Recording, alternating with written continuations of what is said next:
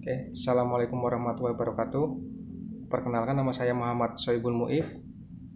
Mungkin di video ini saya akan membahas sedikit materi mengenai K3 umum atau masalah kebakaran yang ada di tempat ataupun area kerja saya saat ini.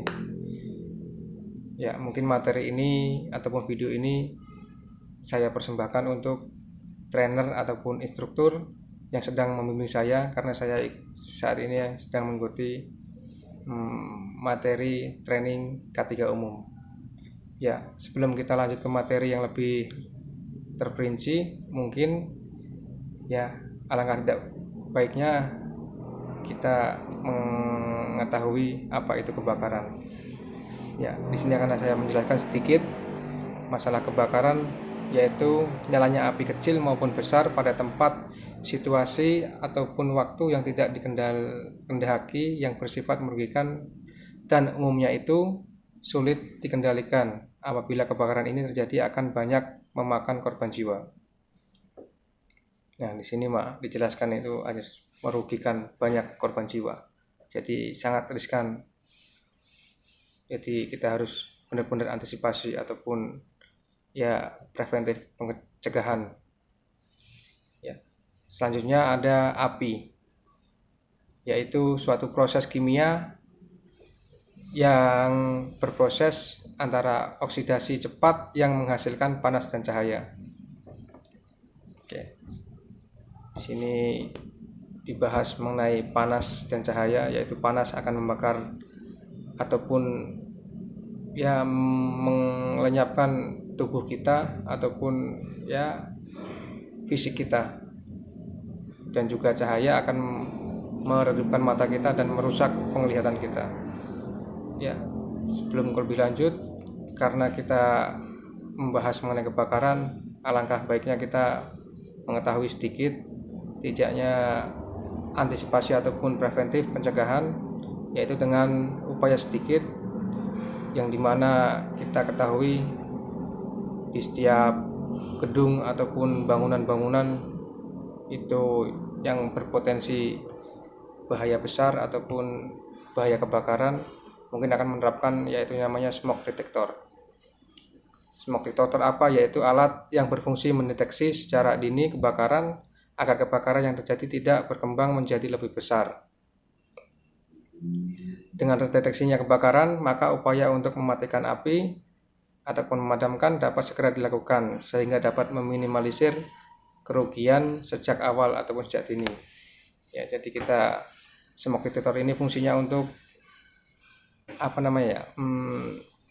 ya mendeteksi lebih awal supaya kita tuh tidak terlalu rugi ataupun perusahaan tidak terlalu banyak kerugian yang ada di perusahaan ini, baik itu aset manusia maupun aset yang lainnya, bangunan segala macam, peralatan-peralatan.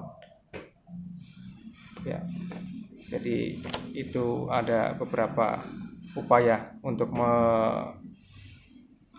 meminimalisir timbulnya risiko itu.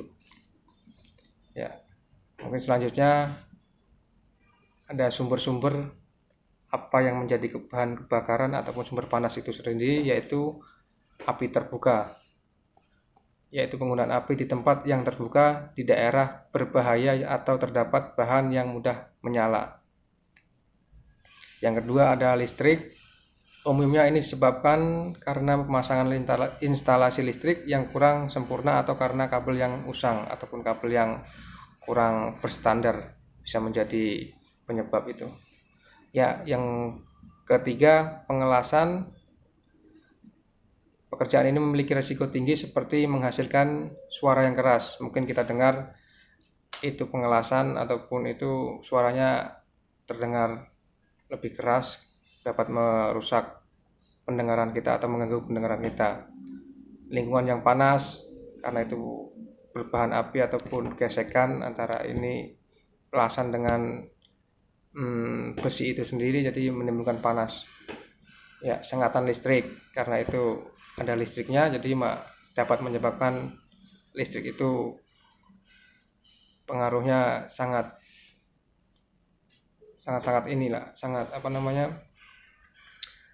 bahaya. Cedera mata, ya cedera mata karena kita di satu las itu harus menggunakan safety, yaitu kacamata untuk melindungi mata kita. Dan yang terakhir adalah kebakaran yang saat ini kita lagi bahas ataupun saya lagi paparkan, yang dimana pengelasan ini sangat beresiko kalau kita nggak benar-benar antisipasi masalah APT-nya, masalah segala macamnya, APAR harus ada di sampingnya.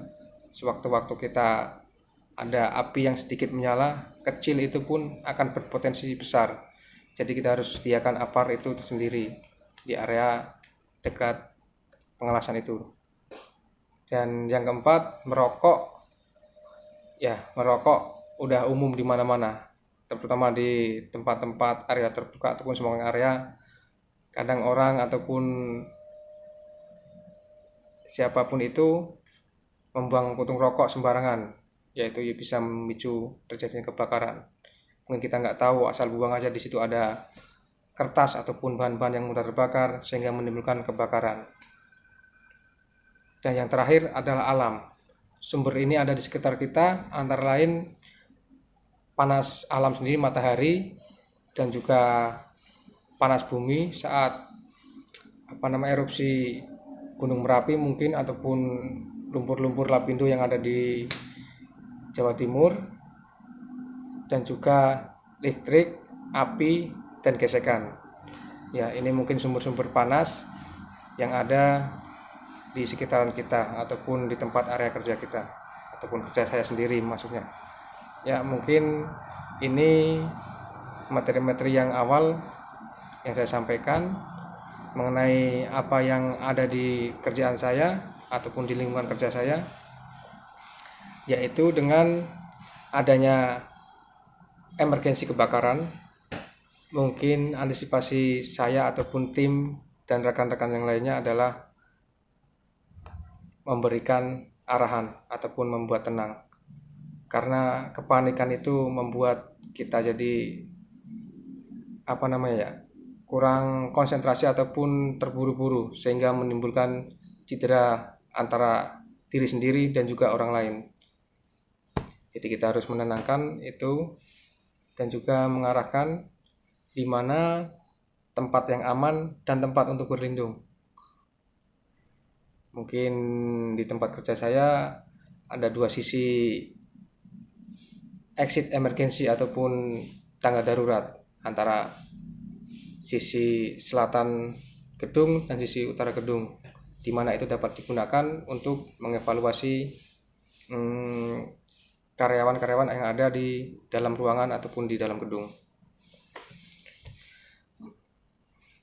Ya, untuk selanjutnya adalah kita harus memadamkan api, yang dimana itu api timbul itu secara spesifik ya pasti percikan kecil, dan itu potensi akan menimbulkan api yang besar, yang tadi saya bilang di nomor berapa itu, di sumber panas yang ada di tadi saya jelasin. Jadi itu percikan api mungkin kecil, nggak tahu dari mana sumbernya, mungkin dari konsleting listrik kalau di dalam gedung, ataupun di sedikit-sedikit kertas ataupun panas-panas di ruangan. Kita nggak tahu penyebabnya, karena itu sangat-sangat tidak dikehendaki atas diri kita sendiri. Jadi kita harus menyiapkan segala macam, baik itu tim maupun penyelamat yang lainnya. Ya, di situ kita sediakan APAR, dan juga kalau emang tidak bisa dipadamkan, mungkin solusinya adalah memanggil pemadam kebakaran ataupun tim pemadam, baik di internal maupun di eksternal. Dan juga kalau emang tidak bisa dipadamkan, harus menghubungi yang terkait, termasuk Binmas dan Babinsa. Ya, secara spesifik kita itu harus responsif terhadap apa yang ada di dalam lingkungan kita, baik itu api kecil maupun api besar. Jadi di situ kita harus punya kepekaan dan responsif.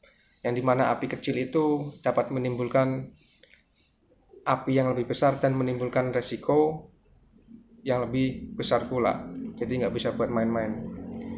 Itu api kecil bukan berarti kita sepele ataupun itu, tapi kita harus antisipasi sejak dini sehingga tidak dapat merugikan banyak korban jiwa ataupun kerugian aset-aset perusahaan.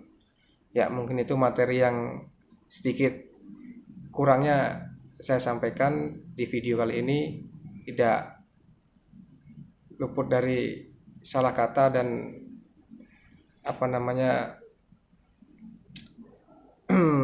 kurangnya saya membaca ataupun materi itu. Jadi mohon maaf bila mana materi ini kurang ini ataupun penjelasannya kurang pas di mata instruktur dan juga trainer yang lainnya, dan juga rekan-rekan yang menonton video ini. Mungkin kalau ada yang mau nonton, ya mohon maaf kurang lebihnya. Terima kasih. Assalamualaikum warahmatullahi wabarakatuh.